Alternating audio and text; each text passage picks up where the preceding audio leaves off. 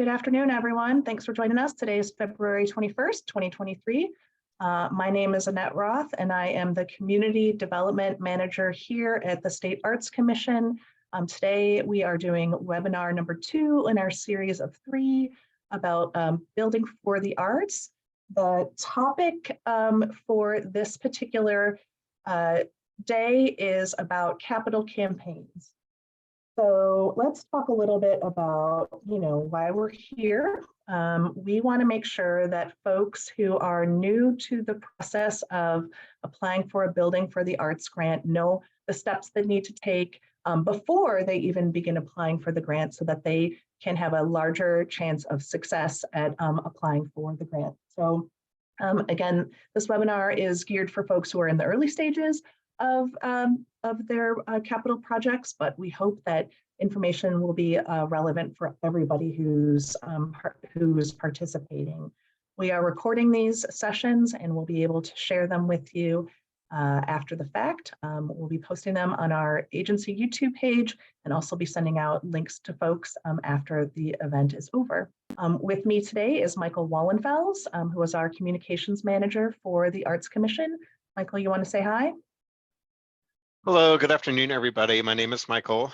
Some of you may remember me from past sessions. It's good to see some of you again. I put a note in the chat that asking you to hold your questions until the end of the presentation. And like Annette said, we're going to be sharing today's recording and putting it online. I also want to note that you can turn on closed captions by clicking on the CC button at the bottom of your screen. I'll be helping with Q&A at the end, so you can go ahead and put questions in the chat at the end. But for the meantime, we are handing this off to Annette for the presentation. Great, thanks so much, Michael. I believe we have a couple folks from Commerce on the line with us. So if there's anyone from Commerce, you want to just use the raise hand feature so people are aware that you're here. If there are any technical questions about Sarah is raising her hand. So hi, Sarah, thanks for joining us. If you have any technical questions about Building for the Arts specifically, Sarah would be here on hand to answer questions. We are going to talk about Building for the Arts in a very generalized way, but the main topic is about capital campaigns. So let's begin. So we want to just talk a little bit about what Building for the Arts is. It is a grant program that is administered by the Department of Commerce, and it's administered by their Community Capital Facilities team. So this is a competitive grant award that awards grants to nonprofit community-based organizations to defray up to 33% of eligible capital costs for the acquisition and major new construction or renovation of arts and cultural facilities. It's specifically for arts-related facilities, such as performing arts centers, art museums, or cultural facilities. Historical museums and community centers are not eligible. There are specific grants for historical facilities that are available. The maximum grant amount for the current round of funding is $2 million. So that means that an organization could get up to $2 million in grants, and there is no minimum grant amount. So eligibility for the grant is available for tribes or nonprofit organizations that are registered in Washington State. There are a number of additional qualifications for eligibility that organizations who apply need to meet, including having binding control of the site, a legally constituted board of directors, applying for or asking a waiver for LEED certification, paying state prevailing wage, and demonstrating substantial progress in a capital campaign.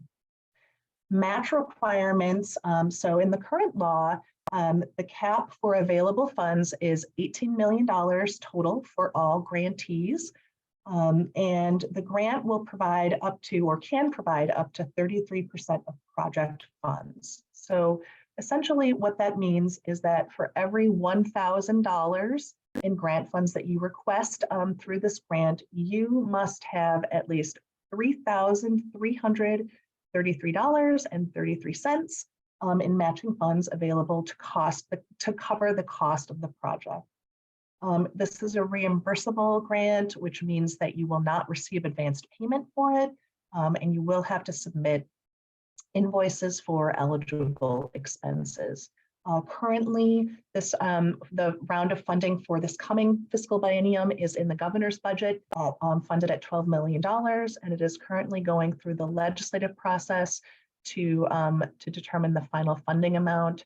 The session ends in the towards the end of April, I think April 22nd or 23rd, if I'm not mistaken. And so we should have a final number as to who all is being funded at that point.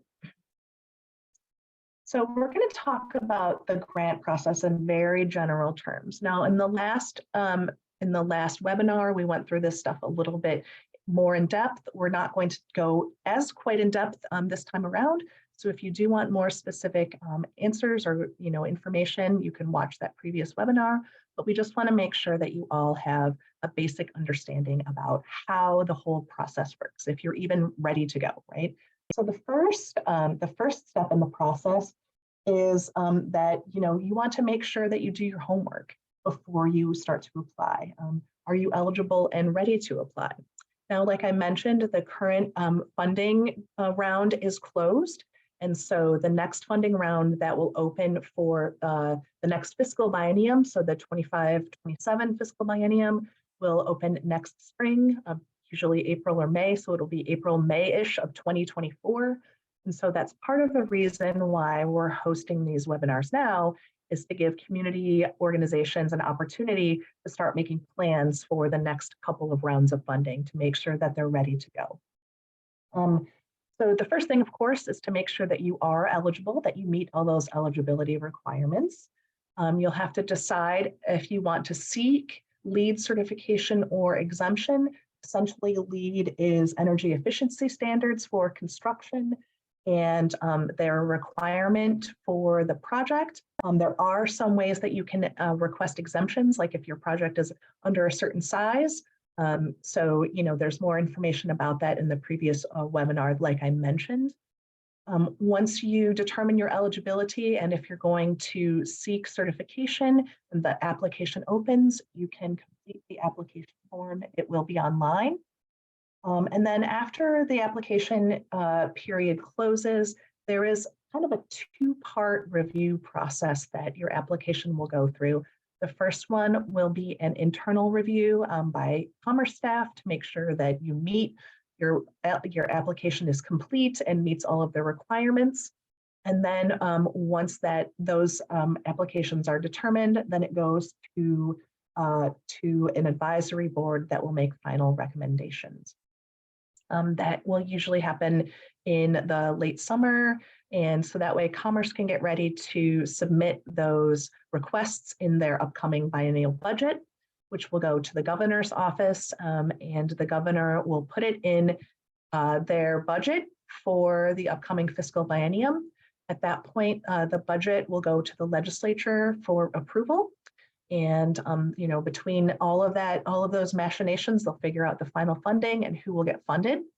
Once that's determined, if your organization gets funded through this program, you will enter into a grant contract with the Department of Commerce based on your project scope and a number of other things. If you're funded, the project should be completed within the biennium that it's funded for. Again, it's reimbursable. And so you won't get funds upfront, only after you've completed the work and submitted the invoices for reimbursement. Again, that's just a really basic overview of the Building for the Arts program. We want to give you a basic understanding of where this is headed. So that way, you know what to be thinking about as you move forward through your capital project process. Specifics may change for the next fiscal biennium. I don't know that they will change too much, to be honest with you, but something to be aware of is that as the new guidelines come out, you want to be aware of whatever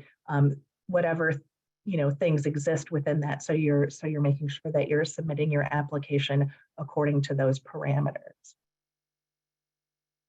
So we're going to actually spend the bulk of this time talking about funding a capital project.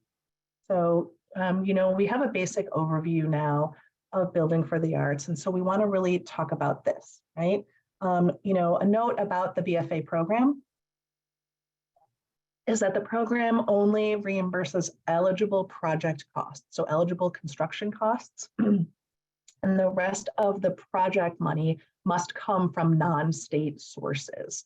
And so non-state sources include things like cash on hand, documented pledges, if you have them, pledges of support or pledges of funding, value of land for the project, specifically for the project. If you're acquiring land and you're building something on it, then that can count. In-kind contributions that are documented. And if you had like a binding loan commitment, you could count that as well, right?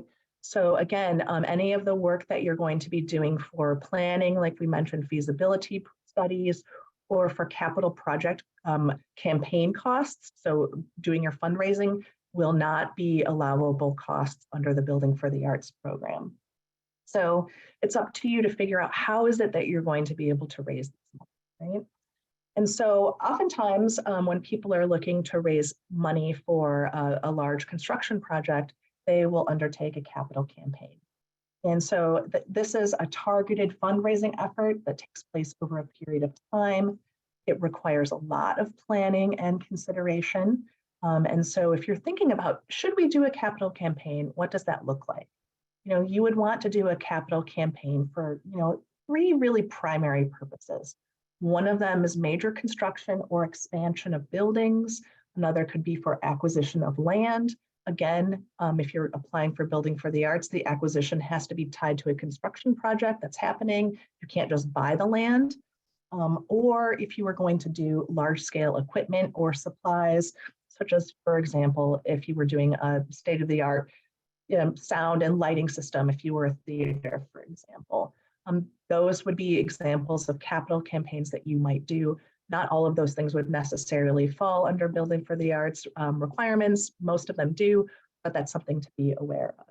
Now, if your project doesn't fall into any of these really large or broad scale categories, a full-on capital campaign might not be necessary for your project. So if you're doing something that's a little bit smaller, you may be able to fund it for cash on hand.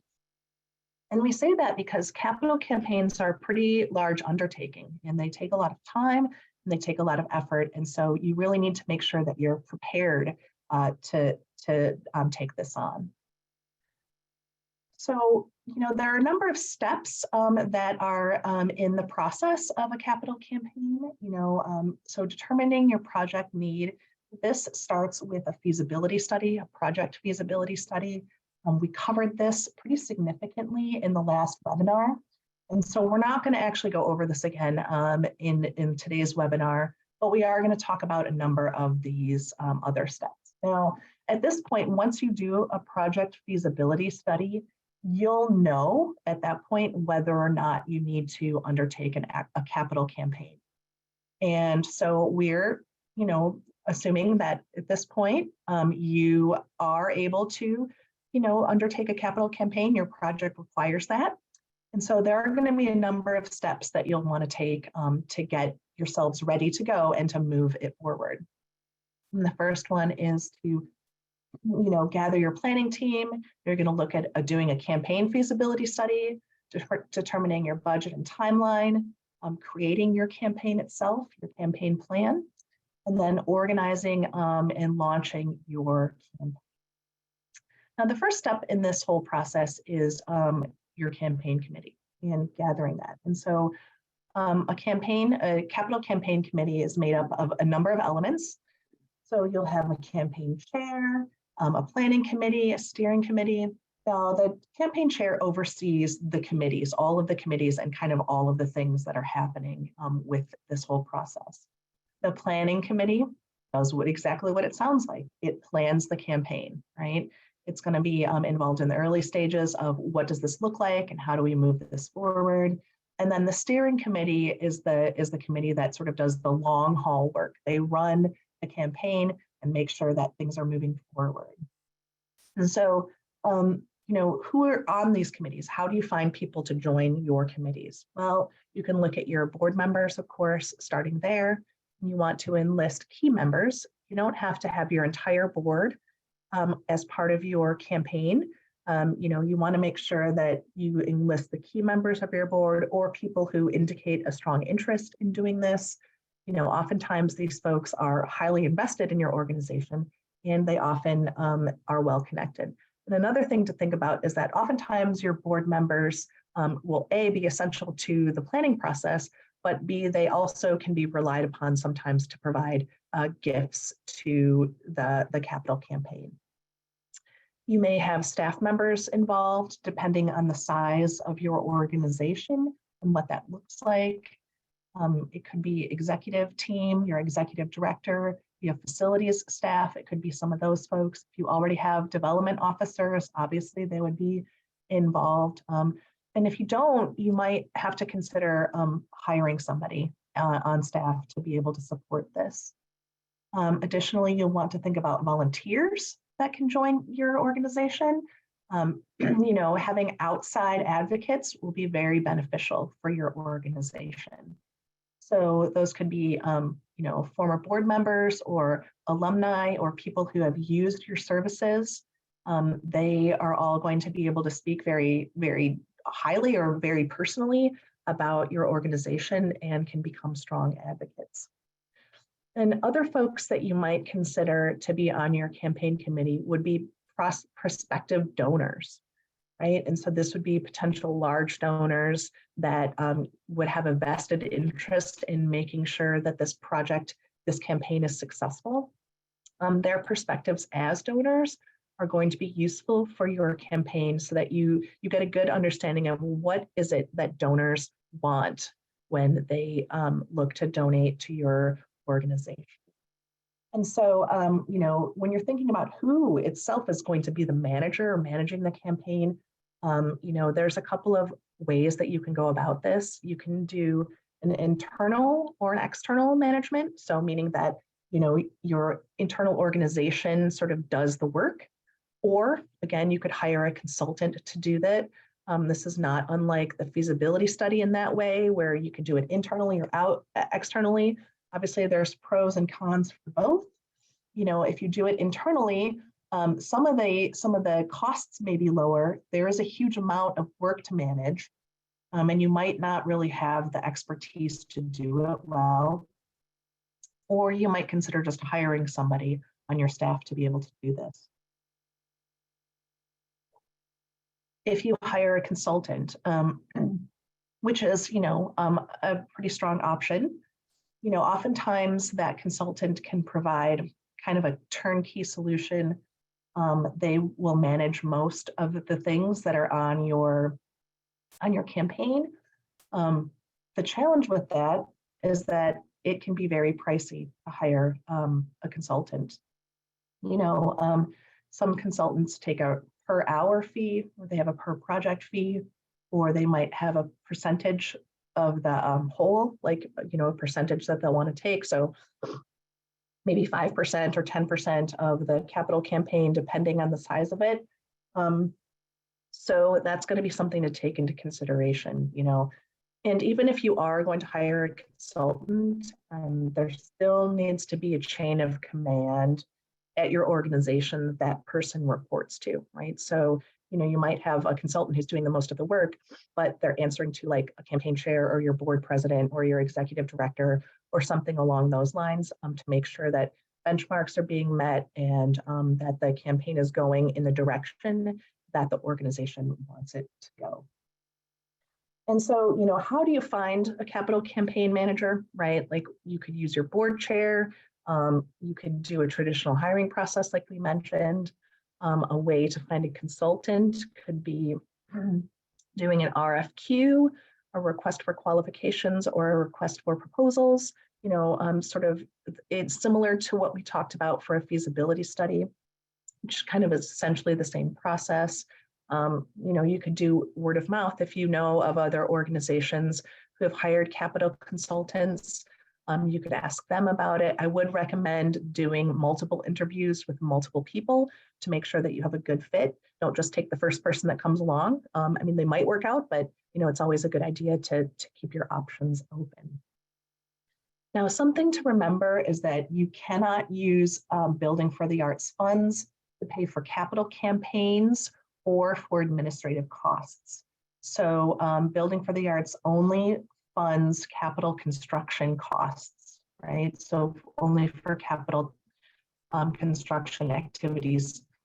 And so if you are going to embark upon a capital campaign, you're going to have to make sure that you can spend the time and have the money outside of what you would apply for a grant to cover those. And we're going to talk about how to fund the capital campaign here in just a minute.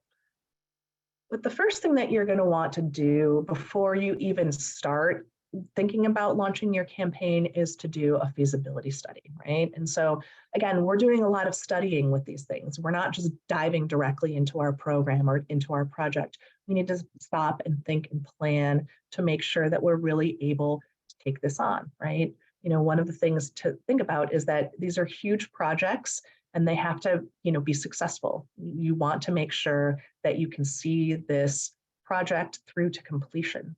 So you're going to do a feasibility study to see if the project is even feasible. And once that's determined, then once you get into launching your campaign for funding, you need to make sure that you're able to do this as well, right? And so again, you know, this campaign feasibility study is different from a project feasibility study, but it's kind of the same purpose. I mean, you could hire, if you're hiring a consultant to do the project feasibility, they could probably assist you with this if that's part of their skill set. That's something that you could find out, you know, but ultimately it's to make sure that your organization will be successful, right? You know, do you have a solid group leading the way? Is your board committed to this process?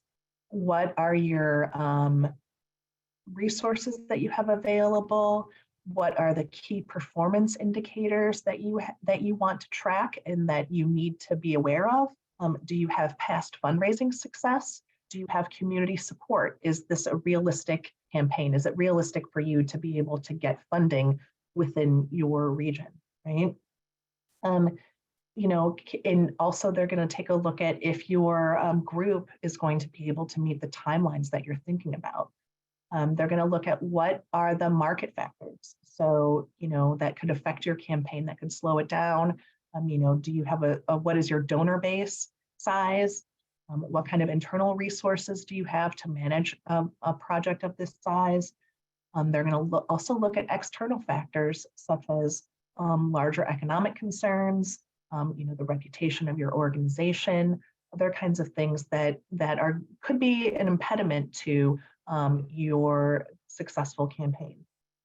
And again, with this feasibility study for the capital campaign, you could do an internal or an external review, same as you would for your project feasibility study.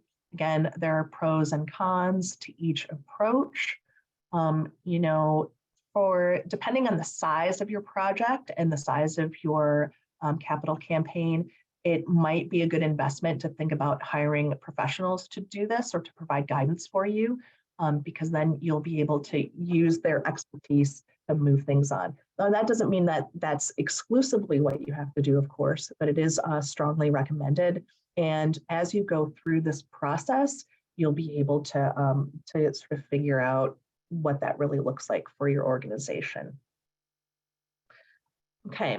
So once your project feasibility study is done and your campaign feasibility study is done, you're going to be able to start setting some goals for your capital campaign, right? So, you know, the goals are going to be based on those feasibility studies, particularly around that project feasibility, but that's not the whole thing. That's not the whole amount of cost for this capital campaign.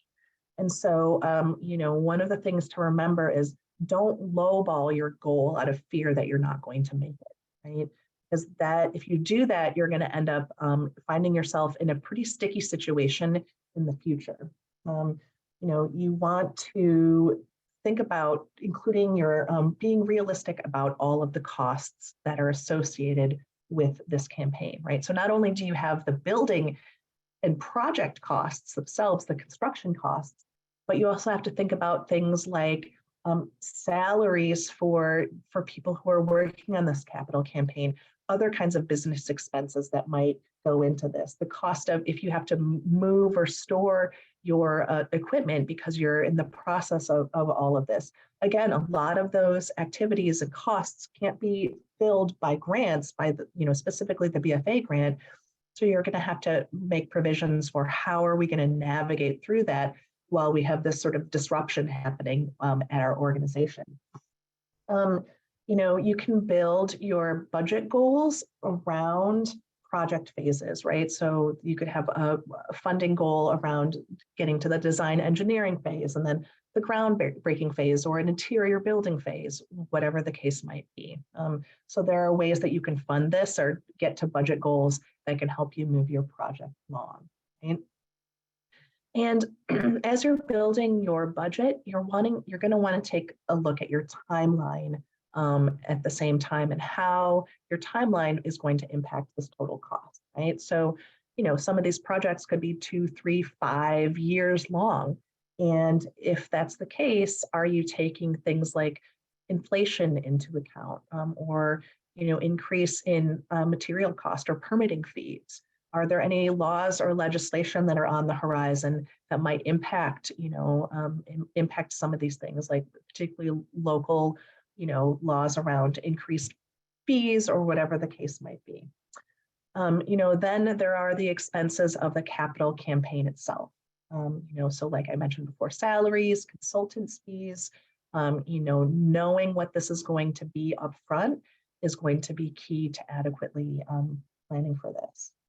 You also have marketing and fundraising costs that you have to think about too. So advertising, printed materials, donor events, such as fundraisers or galas, things like donor recognition. So for example, if you have a donor, class, we'll talk about classifications for donor levels here in just a few minutes. But for example, if, somebody's donating a certain amount of money and they get their name on a plaque that's going to be installed on your building somewhere, how much is that going to cost, right? How much does that material cost?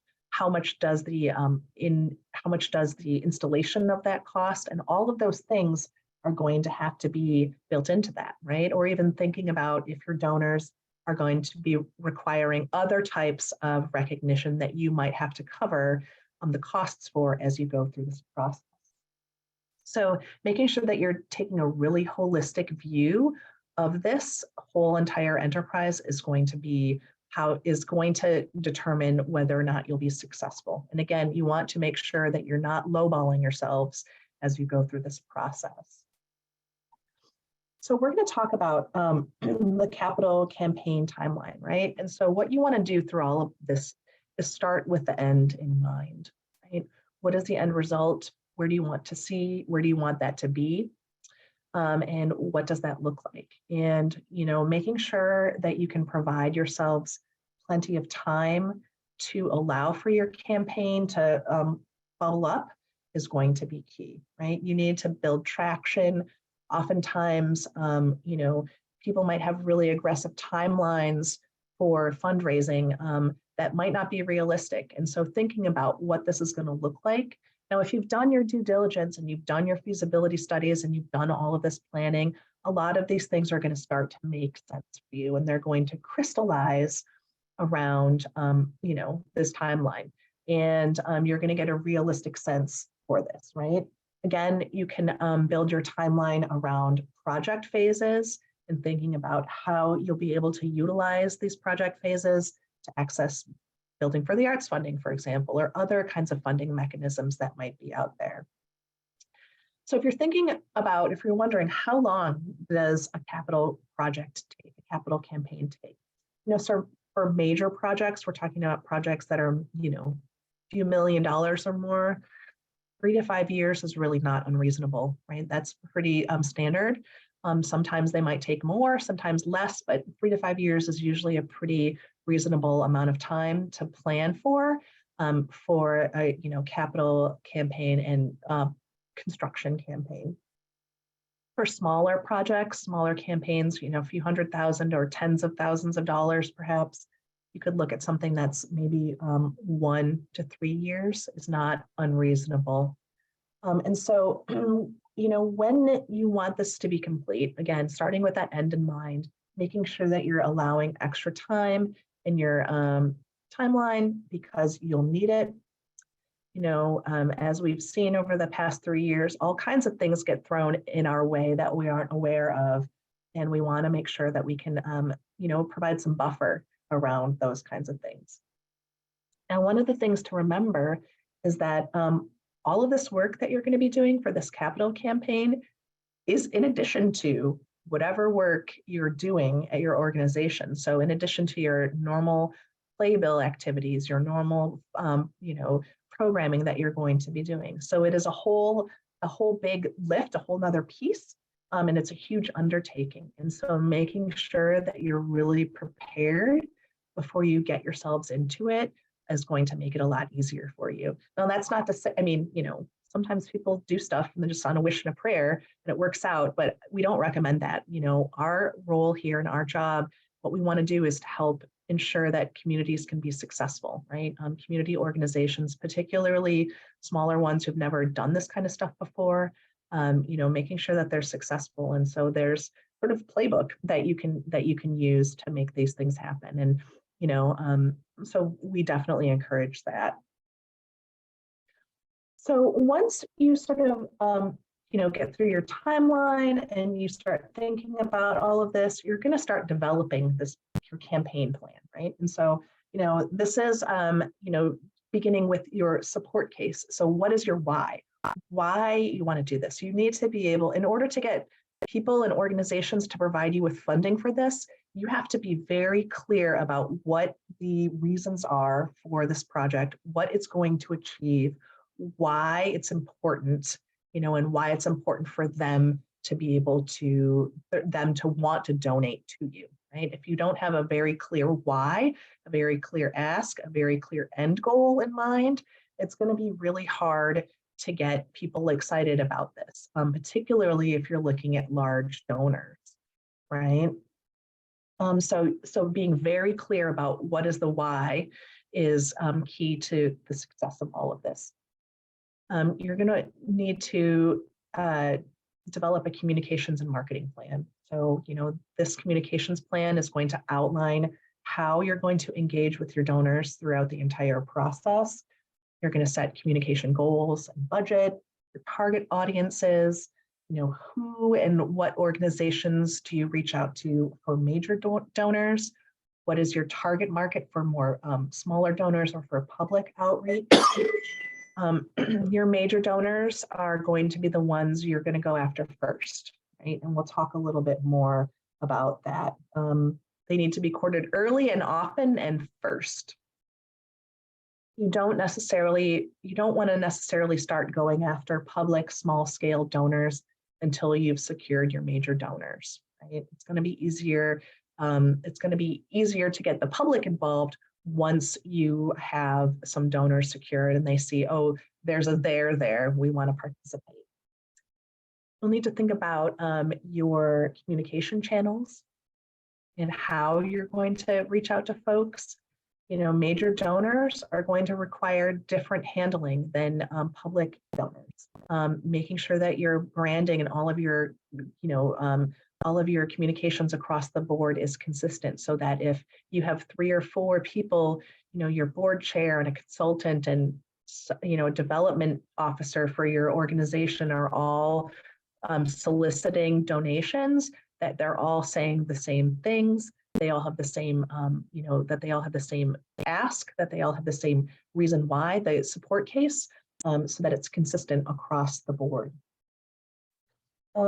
Now, you'll want to develop donation levels within this campaign plan with targets, right? And so, ultimately, capital campaigns rely on a few large donors and many, many small donors. Now, what this looks like is going to depend on what your funding goals are. And, as you go through this, as you do your studies and your homework, you're going to be able to see what this looks like. You'll have a good understanding by this point about who are the major philanthropic organizations in your community, the family foundations, all of those kinds of things. And so you'll be able to know what that looks like for your organization. As you're doing this, you're also going to have to think about how are you going to take in donations? Are they going to be online? Are they going to be by check? What software are you going to use? How are you going to track all of this stuff? Are you going to allow your donations to be tax deductible? Is that even something you can do? And if you have a consultant, they will be able to help you navigate through some of these questions. You know, something else to think about is, are there other funding sources available? Right? So not only doing just a donation campaign, small donors or major donors, but are there matching grants from foundations that could exist? Are there community foundation dollars? Are there public or are there other public funds like federal or local public funds that you might be able to tap into? Is there an opportunity for your local jurisdiction to participate somehow? You know, you don't want to necessarily rely solely on grants as part of your project budget, right? So if you're saying we're going to 100% rely on Building for the Arts to provide a third of the construction costs, I mean, that's, you know, that's not totally a good idea. I mean, you may not get a grant, right? Or you might not be able to get a foundation grant that you're looking for.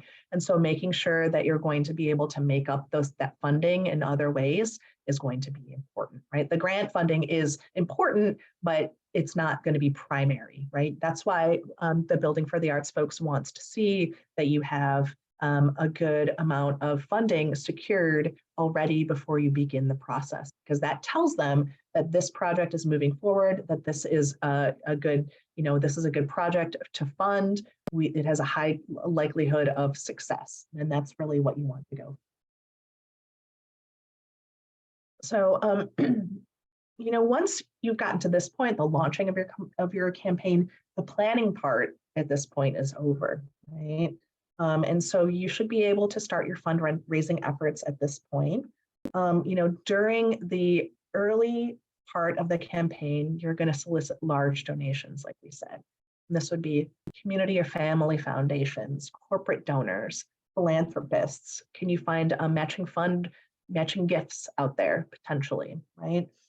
This is kind of what during a non-public phase, or what's kind of called the quiet phase of the campaign. And it takes a good amount of time, and it does require a lot of sort of hands-on courting, if you will, of donors.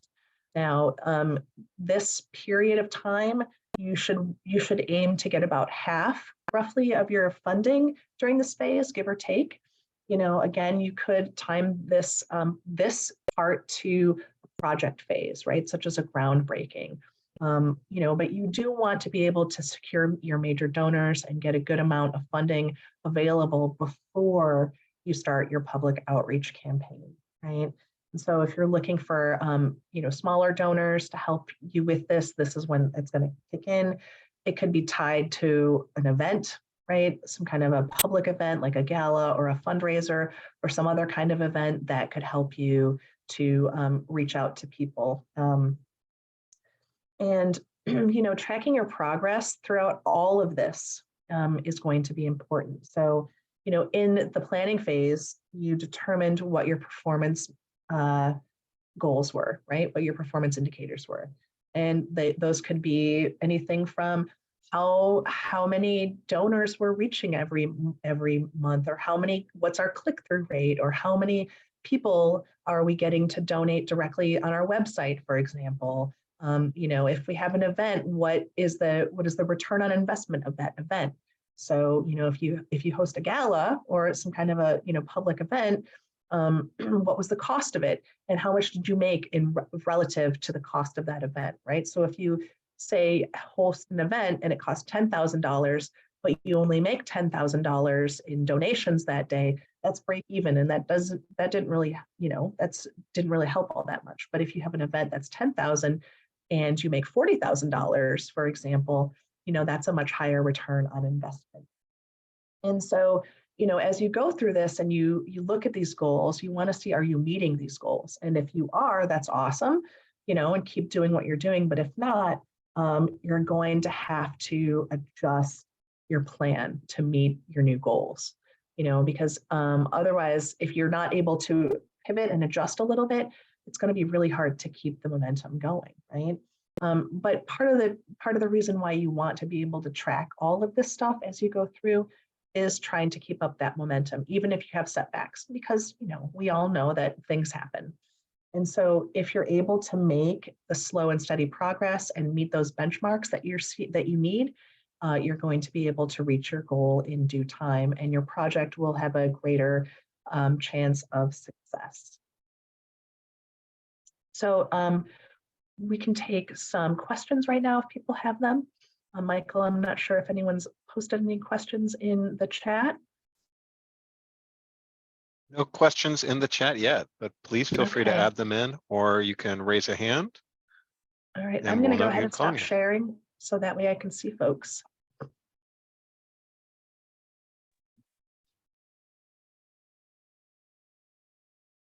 Doesn't look like we have any questions so far. Okay, so I will just fill you all in on this next steps for this webinar series. In 2 weeks from today, on March 7th, we're going to be hosting the 3rd webinar, and we have some folks from some previously funded Building for the Arts projects that will be joining us, and we're going to have a Q&A session with them. So each one of them will provide a brief overview of their project, and also we'll do some Q&As. We're going to ask them some questions about their experience, what all of that looks like, and we'll open it up to folks. So if you have direct questions from some of the previous grantees for what their experiences were, or tips and tricks that they had, that will be helpful. We have some folks that had really large projects and a couple folks that have some smaller projects as well. Because we want to make sure that you can see that regardless of the size of your project, it's completely feasible for you to make it happen and also potentially receive Building for the Arts funding while you're going through it. Charlie, I see that you have your hand up. Based on the questions of timing and politics and all these, when we're looking at other sources, and we're looking specifically at the fact that Building for the Arts is one city fund. I happen to be I run a historic facility, so there's a historic theater preservation grant process that's out there, much less money, but also a funding source. But then also something like the capital budget requests that senators and representatives are doing alongside the full biennial process. You know, it's like how many fingers in how many bowls, how many, you know, it's like, you know, in trying to get a campaign together, and you're trying to figure out where you're asking for money, Building for the Arts versus capital budget requests, how it is perceived if you show up on more than one list. Any thoughts about how we manage those politics? Wow, that's a big question, Charlie. I'm a big guy. I know. You know, that's a really great question. I think the first thing that you're going to want to do is really get a handle on what the requirements are for and what the restrictions are for each of the different projects, right? So, for example, you know, a lot of times state grants, you can't double dip, so you can't do state grant from here and then I get a state grant from another source. So you're going to have to kind of pick which one goes in fits you a little bit better. You know, I mean, as far as optics goes, that's a great question. You know, I mean, maybe Sarah, if you can say if you know anything from the Building for the Arts, the group, if they have any issues about that, that would be something for folks to understand. You know, so for example, if like someone's already on the capital, you know, funding, they're putting in a budget request, and then they apply for Building for the Arts, does that give them negative marks as far as Building for the Arts is concerned? Yeah, great question. Thanks, Annette. I know that this can get a little convoluted, so please feel free to reach out to me directly regarding your specific project at a later time. But Building for the Arts specifically, when you're creating your budget for Building for the Arts, as you know, Building for the Arts can cover up to 33% of the eligible project expenses. The remaining percentage of those expenses cannot be covered by other state funds. So that's where that double dipping comes into account. So if you're planning on using for building for the arts, don't also plan to fill the gap of those remaining funds with any other state funding sources. They would have to be other types of sources for that. And would and that'd be separate from if we were getting, for example, city or county money. Correct. So it's distinctly different from state funds, state legislators budgeting. We can still Yes. go to municipalities. Wait, thank Correct. you.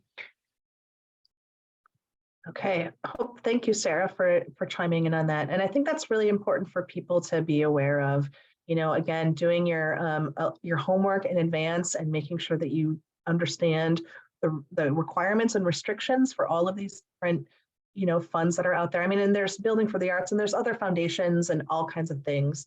And so knowing what they all are is going to be helpful for you before you get into the process. Because the last thing you want to do is, apply for something and not be eligible for funding due to an oversight, right? So thanks for that. And hopefully, Charlie, that answered your question. Very much so. All right, wonderful. I'm going to look at, okay. So we have someone, Peggy asked, I would like more details on the 2/3 match. Can we use previous related expenditures going back to 2021 and 22? Can we add this match into our currently available capital funds? You can use previous expenditures as long as they're within the requirements. I think it's one previous biennium. As far as adding, let's see, where did that go? Can we add this match into our currently available capital funds? Can you, Peggy, if you can you just kind of describe that a little bit more? What do you mean by your currently available capital funds? Yes, we have capital funds set aside for work on our theater because it's an old theater. And the project I'm looking at is a re-roofing of our theater, which hasn't been done for 30 years. And getting some engineering to look at the best roof angle for what our needs are, and then finding a roofer who will do that work. So it's in the big picture fairly small, but it's important to our theater. And we have done roof work on the front and back of the theater. The back of the theater most recently, and we've rebuilt our backstage. So we would have to define the project to include those expenditures. But we did most of that backstage rebuild without any outside funding, just with our own donors. Oh, I see what you're saying. So I'm going to turn it over to Sarah. I mean, it sounds like it, is within those parameters, but she probably has a little bit more insight into what that looks like. Yeah, that sounds like a specific case, Peggy. I would say definitely reach out to us and we could help you craft what we would call your scope of work that you would be including in your application. I just want to check with a couple other people in my program to make sure that those previously completed elements of the project would be okay to include in the scope that you were applying for. And we just want to kind of look at those timelines and make sure that ultimately when the work was done would end up being eligible for the period of funding that you were applying for.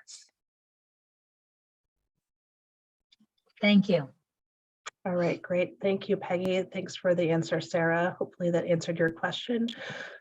And then we have, I think Peggy, the second part, did you say, can you tell me the timelines approximately for the work we are applying for, starting and ending for the project? Was that also part of the second part of your question?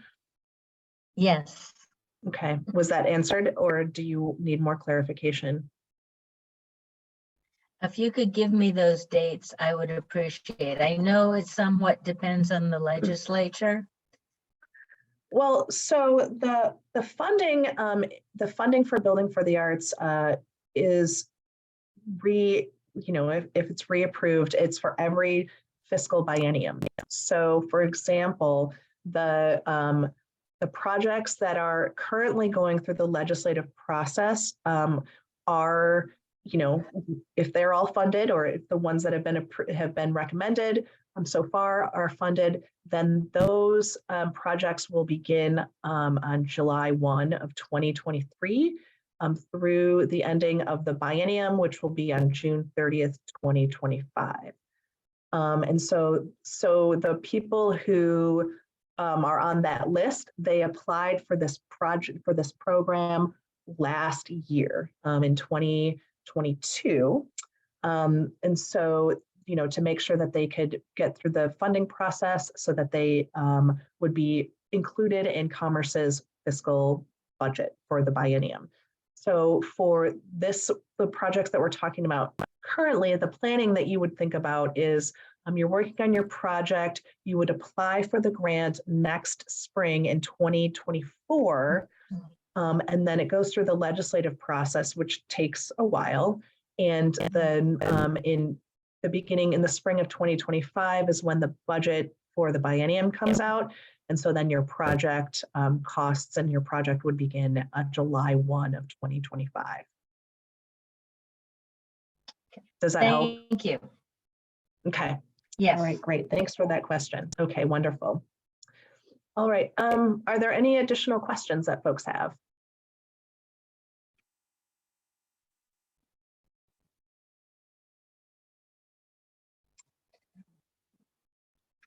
Okay, hearing none, we will convene for today again in 2 weeks from today, March 7 at 1 p.m. Pacific time. We are going to have our third webinar series with Q&A from past grantees. So you'll have an opportunity to interact with them directly. Thank you all for joining us today. Again, the video for this will be available on our YouTube channel relatively soon as it gets done processing, and we will make sure that you all have access to it. So, and if you have additional questions, feel free to reach out to either Sarah at Commerce or me, and we will get you pointed in the right direction. Thank you all for your time. Have a wonderful day.